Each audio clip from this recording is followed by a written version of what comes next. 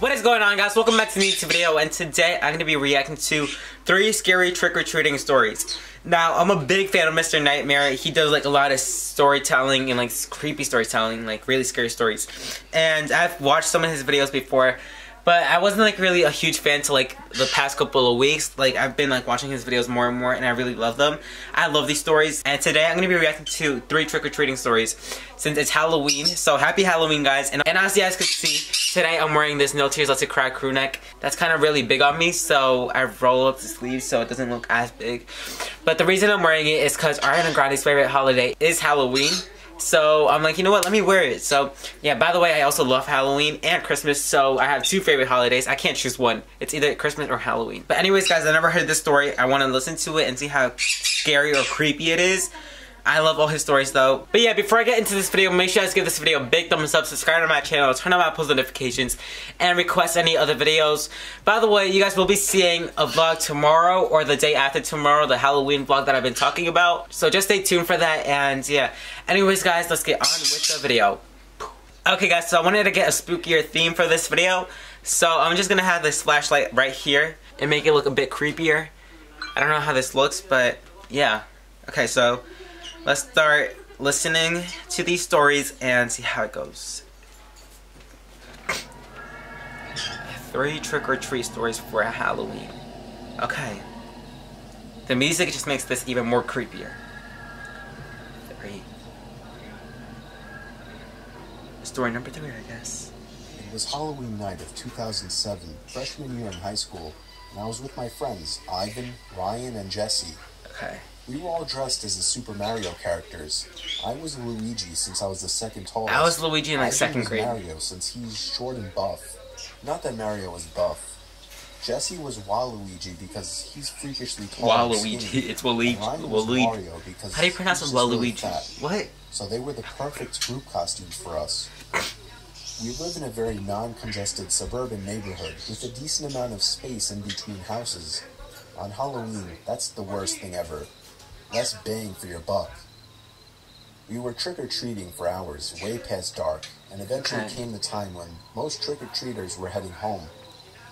My feet started to hurt, and I had to constantly switch arms for holding the now 10-pound pillow sack of candy, but we planned on going until our bags were completely full.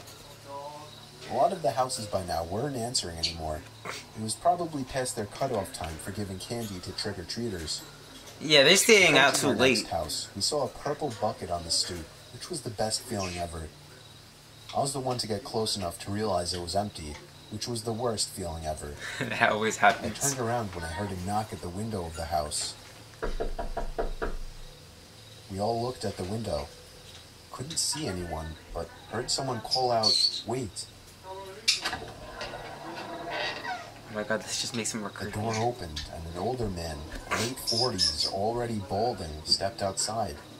He told us to come inside so he can get us some more candy.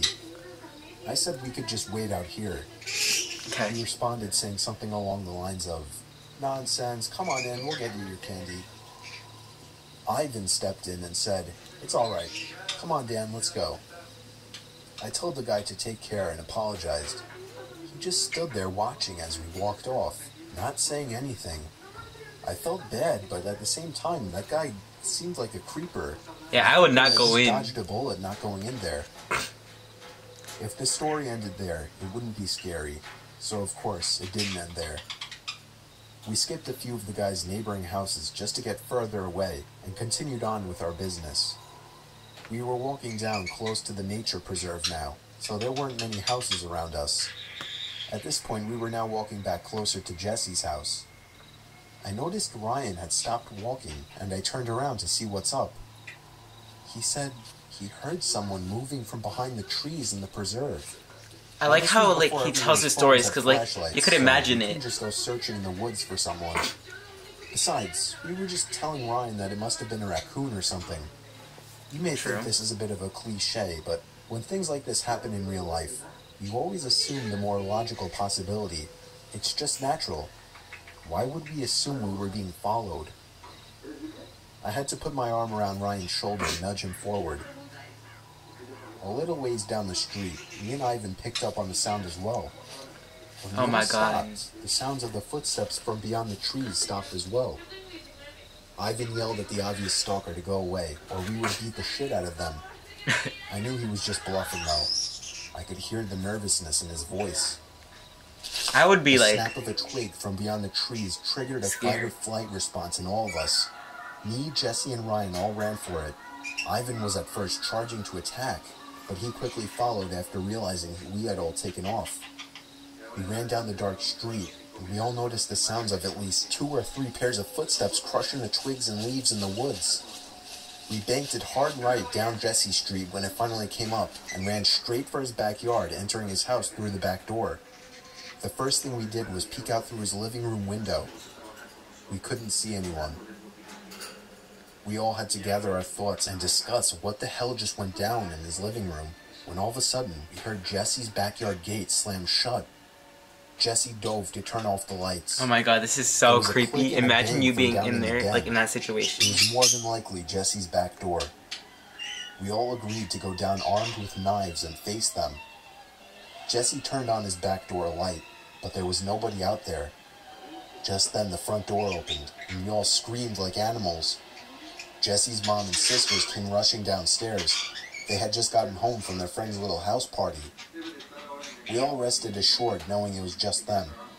Jesse explained what happened, but made it seem a lot less dramatic.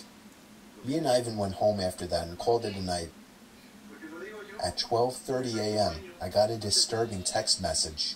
Oh my It was God. from Jesse. It said, "It wasn't my mom." I texted back saying, "What?" He responded back quickly, saying, "It wasn't my mom in the backyard." My fingers slammed the buttons on my phone, responding back, "What do you mean?" There was a long pause before he This finally is so told me creepy. that his mom and sisters said they never went in the backyard. I told him to immediately check the backyard from his upper deck. He had already done just that. He also told his mom everything, and she had already called the police. They didn't find anyone back there, but Jesse did mention the guy who invited us in while trick-or-treating. Nothing ever became of that, and nothing ever happened at Jesse's house again after that one Halloween night. That was intense and suspenseful. Like, it's just a mystery. Like, you'll never know what happened. Okay, number 2. Last Halloween, I was asked to chaperone my little brother Kevin, my little cousin Mike, and his friends while they trick-or-treated.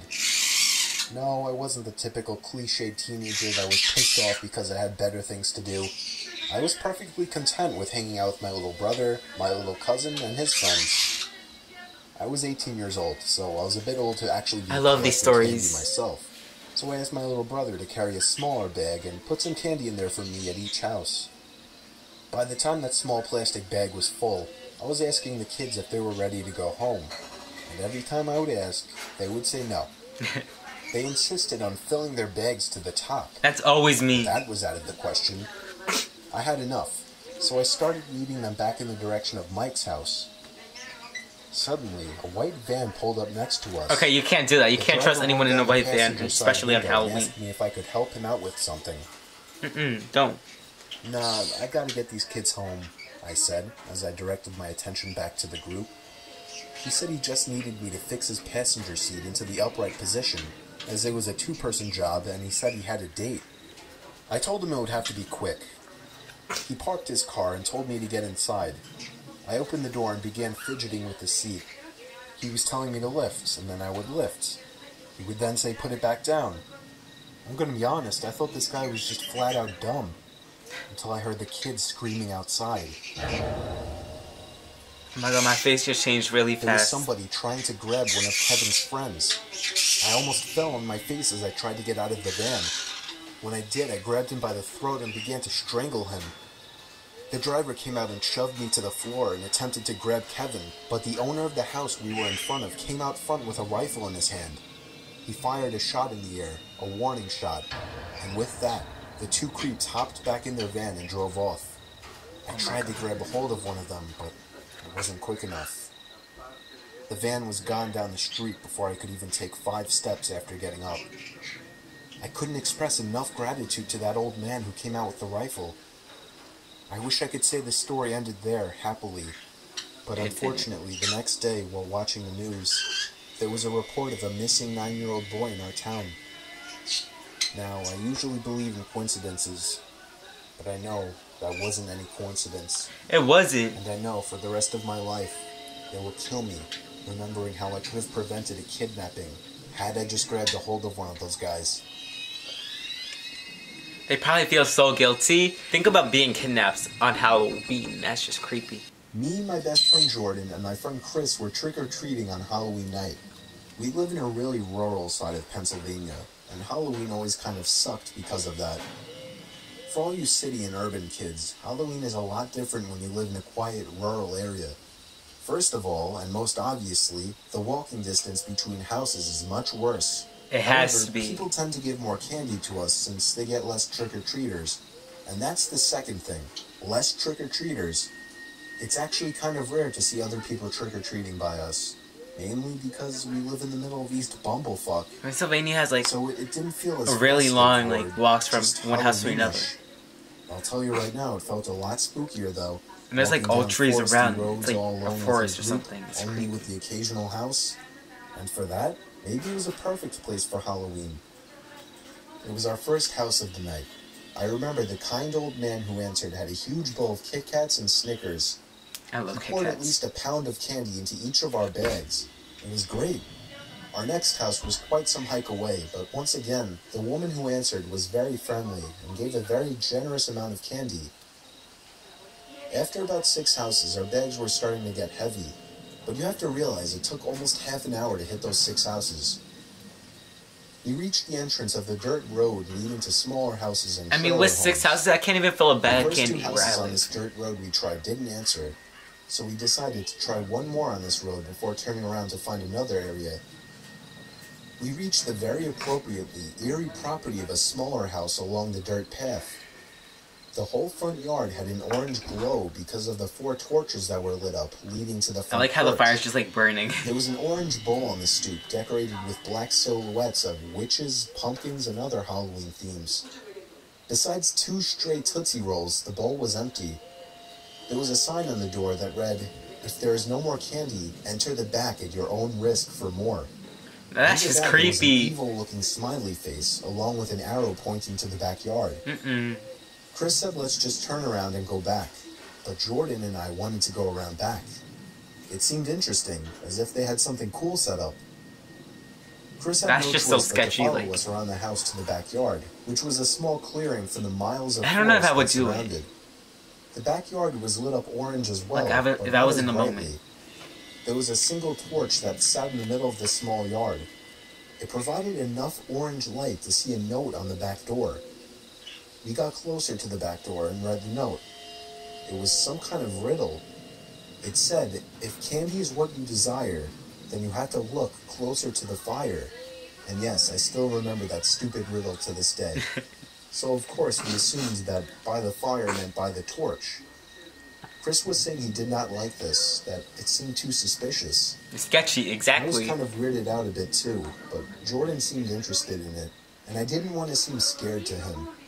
Plus, it was the most interesting thing to happen all night in this boring town.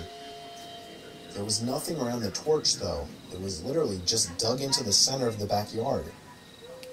There was a small wooden shed by the corner of the clearing, and in the other corner were a bunch of tools and wood scattered across the grass. Jordan tried leading us closer to the woods, but I was with Chris now.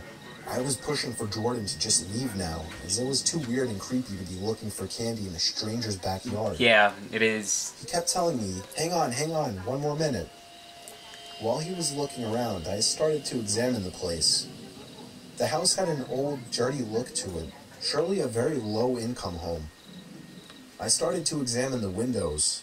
One of them was cracked, the other had blinds closed, and then I looked up at the upstairs window. There was somebody looking down at us. Oh no, I would have run Specifically out of there at if me. I saw someone looking at me. When he or she noticed me, they moved away from the window and shut the blinds. I told Jordan we should go. I looked over to the window of the wooden shed.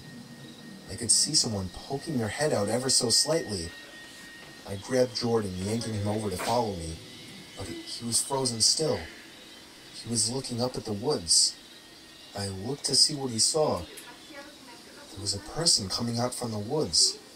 Jordan was laughing. I guess he thought it was supposed to be a part of this spooky setup. I watched with him until we saw the person come into light, wearing a genuinely horrific mask. And there was something in his hand. A machete. Oh no. Jordan still thought it was a joke. Even Chris seemed to be laughing a bit. Hell, I started to think it was all just a Halloween setup. Until the person wearing the mask charged at Jordan and swung the machete, only he missed as Jordan backed up in time. We all sprinted back out front where we saw somebody blowing out the torches. He spotted us and started chasing us. We ran all the way down the dirt road, back down the paved road, and made it back to my house. Jordan was throwing up. I'm not sure if it was because of running so much or because of the fact that he almost lost his life. I would be traumatized. Right away. My dad called the police and asked them to come to the house. My dad then drove us to the house where it happened with the police following us. By the time we got there, everything was gone. And by everything, I mean the notes, the torches, and the candy bucket. The house had been vacant for months. Nobody was living there. It was the perfect place to set up a murder scene. We requested the police go inside to check, as I did spot somebody spying on us from upstairs. But it turned out they were gone as well. Oh my god, I hate how these stories end. To describe what happened and the people I saw. I believe one of the officers told my dad they would investigate further into this and thanked us for the info. Maybe you don't realize how sick this world is, full of insane, scary, messed up people, until you actually come into encounter with them.